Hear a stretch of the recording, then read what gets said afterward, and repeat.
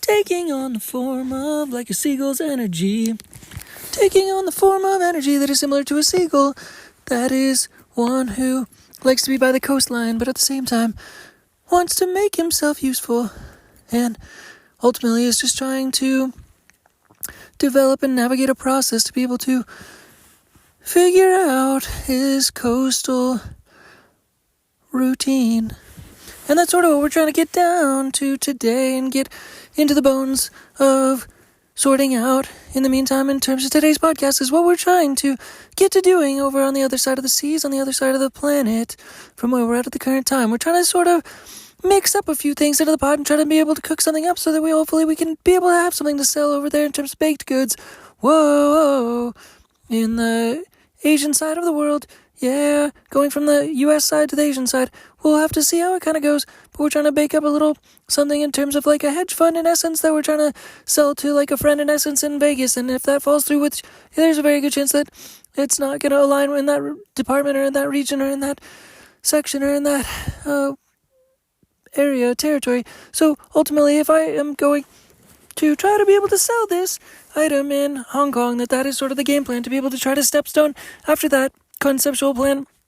to be able to step like a lily pad onto the next section, which would be in Hong Kong necessarily, to be able to try to send out a hedge fund in essence, which has to do with investing in a company that invests in U.S. businesses by being able to inflate the price of businesses that are for sale, because there's a baby boomer economy that's trading over like trillions of dollars of businesses, worths of businesses in the U.S. at the current time. And so ultimately having a leg up in this process by being someone from the U.S. is something that we're trying to do and have like an edge in this market by being able to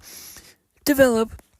the ability to be able to be part of a process that is pipelining and connecting with this type of a methodology, which has to do with businesses that are for sale in the U.S. at the current time, because there are plenty of them, and at the same time we have a connection to a sort of a marketing process that in essence is able to inflate the value of a given price of a business before it sells, in essence, because it does marketing for them. In essence, it does free types of marketing to be able to see if a service is able to catch wind in the marketplace and be able to dial in and develop an effective process to be able to develop sales before the essence of a business is able to be sold. And so that, therefore, for that reason, makes it hopefully an incentivization for that business to be sold with us as a brokerage, in essence. So on the Hong Kong side, if we're able to develop like a hedge fund, so to speak, so in essence, there's like sort of like a creative financing process in the meantime, where our company is like in the middle, and then on the right side of us we have the essence of the pipelining of the development of the brokering of the businesses that are for sale, in essence. And so we want to develop an inflation of the value of the businesses to be able to sell them at top dollar, and also attach real estate, a real estate brokerage as well, to be able to try to facilitate the closing of the transaction, to be able to also on the front end of that transaction be able to again inflate the value by developing sales and a sales process mechanism that's actually free to the business to be able to attach it, and then have the ability to attach it to the balance sheet down the line if it's causing enough sales to be able to cause the value of the cost of the service to be growing, the leads and the customer generation into the business to be justified. And so that process is sort of pipeline into our methodology of addressing this baby boomer business sales market in the U.S. at the current time, to be able to bring that, then therefore in us be like an entity and a structure in essence to exist in the Hong Kong market, more or less to where people can also invest on us on that side. And in essence, it's kind of like a hedge fund methodology and structure in essence, but ultimately, after all, if we are trying to mitigate and minimize the risk by leveraging the essence of optimization on the front end and leveraging the ability for businesses to be able to reap the benefit, hopefully, of the ability to be able to grow their business and develop and see the ability to be able to grow customer bases on the front end by using our service and leveraging our service on the front end by letting in customers through the gate, in essence, to be able to then therefore see the value, to be able to try to justify the value on the back end, and then attaching that service to the business, to which in essence is a service. It's a cost to the business. It's in essence goes onto the balance sheet of the business, but since the business is selling anyways,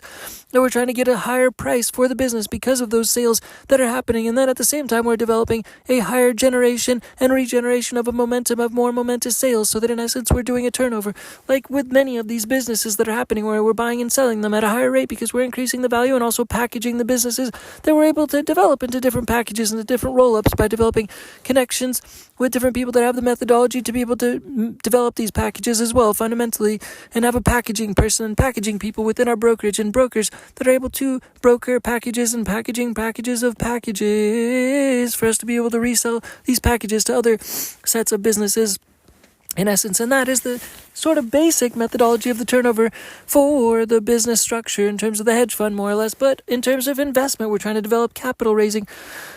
methodology and potential justification for capital raising in the Hong Kong market. So in essence, we're a company and we're trying to get people to invest in the company so that we are able to be capital heavy, and we're able to grow the nature of the business and be able to be capital heavy and happy by, in essence, developing returns, in essence, and a positive cash flow based upon hopefully having a low risk mitigated process by developing, again, this type of awareness for businesses to be able to grow their business with us as a sort of a marketing agency that's developing a hedge fund on the back end, more or less to be able to pipeline that cash flow into other assets that has to do ultimately, potentially, conceptually, and conceivably with other organizations like World Vision, which has to do with microloans around the world, microloans which develop to vetted, in essence, companies around the world that are smaller businesses, smaller organizations that have small microloans that are able to be paid back through World Vision, for example, as a way to hedge the hedge fund cash flow and also develop impact around the whole world. Yeah. So ultimately, that creative financing is trying to put us in the center of a structure that, in essence, is raising cash on both sides, and then trying to start to develop the footprint for global impact, global positive impact through the finance game. In essence, in the methodology where we're still trying to mitigate risk, ultimately always focusing on the focus of mitigating risk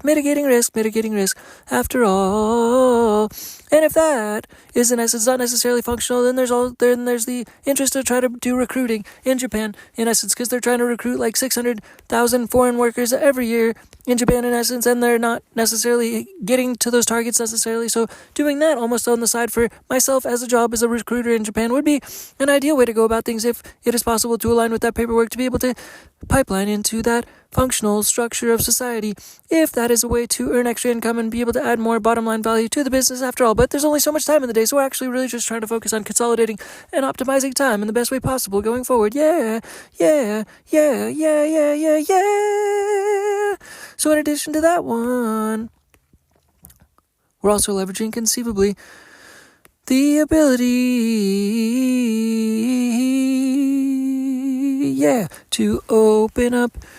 a little more ability to spend some more time in the Philippines, if possible, and maybe get a job there, and such things. It really has to sort of depend on how the cash flow, everything goes, to be able to just sustain a little bit of a lifestyle there while at the same time investing in the background.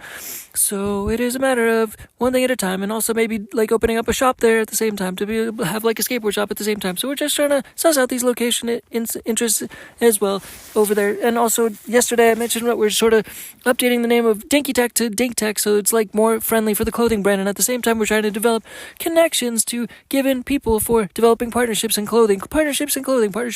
especially in the animal fashion world, partnerships in the animal fashion world, because the animal fashion world needs some innovation in terms of interesting little costumes for the animals and cats and dogs around the world, because if they had better fashion to choose from, that they might actually buy it, because usually these days in this day and age, people don't buy it because it's not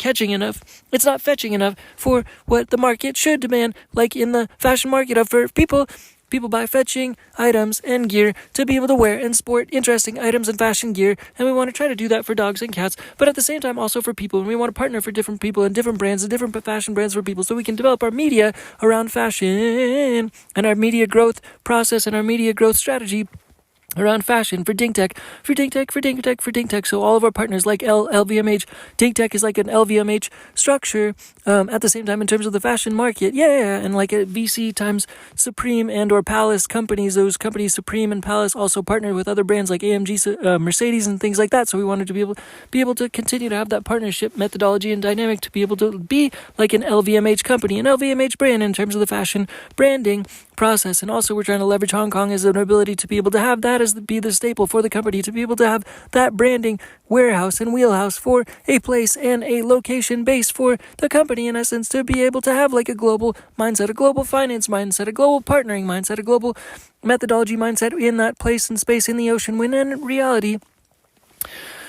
And realistically, the Dinky Tech character was actually birthed, the bat aspect, in Japan because there are bats there. Yeah, yeah, yeah, yeah. So that is how we got those bat wings, is